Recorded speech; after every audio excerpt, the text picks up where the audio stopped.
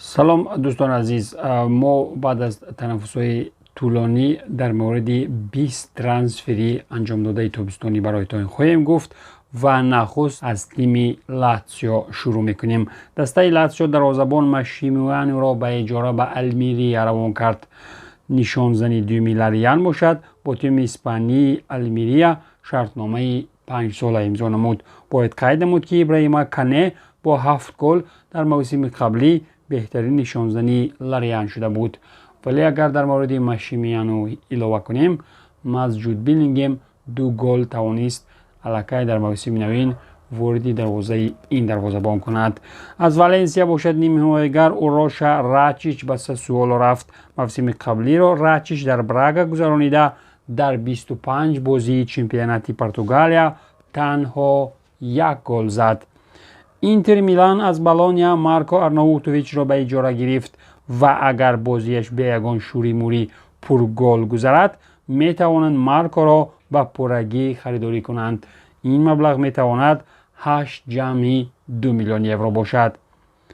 میلان در نوبت خود از شارل دکتلار خلاصی یافت. ارزش اجاره‌ای شارل به یک موسم برای اتلانتا 3 میلیون یورو بوده. سپس می توان بلگیوی 22 ساله را با نرخ 22.4 میلیون یورو در برگامو خودی کنند. دستپروری ارسنال چوبا اکپوم دید که بهترین نشانزنی میدلسبرو در موسم قبلی شده بود به آیاکس پیوست. بعد زدن 28 گل این بازیگر به نوشت شرطنامه مهلتش تا سال 2028 مشرف شد. اینتر اخیراً از یکی از نالازم‌ترین بازیگرانش خلاص شد.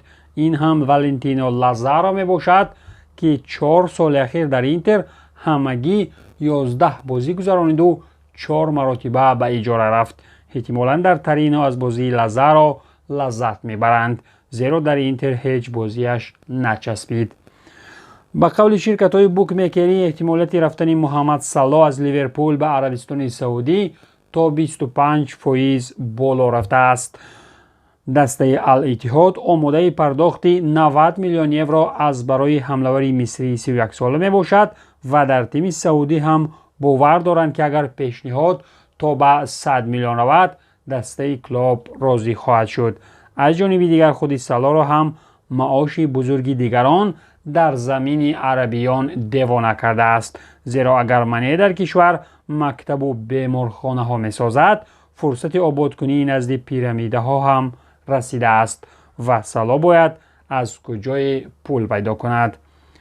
فوتبال بازبانوی 22 ساله منتخب روسیه السو عبدولی نباشد طریق اجاره از چلسی به PSG پیوست. این هم به خاطر آن است که موسم قبلی السو در 6 بازی تنها 115 دقیقه بازی کرده و خلاص.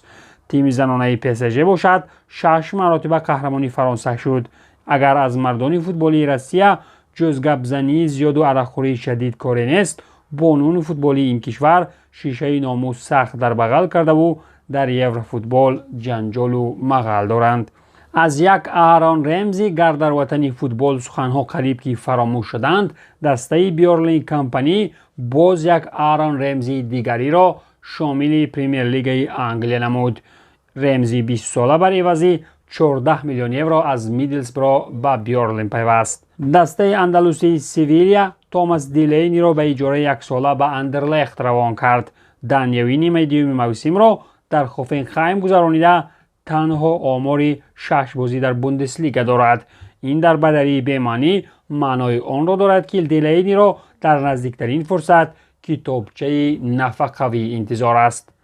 خریدارهای سکند هند میلانی باشند ادامه دارند. این نوبت از پلاتنسه نه بلکه از تیم ارژنتینی پلاتنسه از پریمیر دیویزیون مارکو پلگرینوی 21 ساله با ارزش 5.5 میلیون یورو خریداری شد. بازیگر جوان میلانی رقم 31 انتخاب کرد و شرطنامه تا سال 2028 امضا کرد. وست هم یونایتد دور نرفت و از شتوتگارت آلمان بر عوض 20.5 میلیون یورو بازیگر خرید. کنستانتینوس ماوروپانوس 25 ساله دارای شرطنامه 5 ساله و رقم 15 گردید.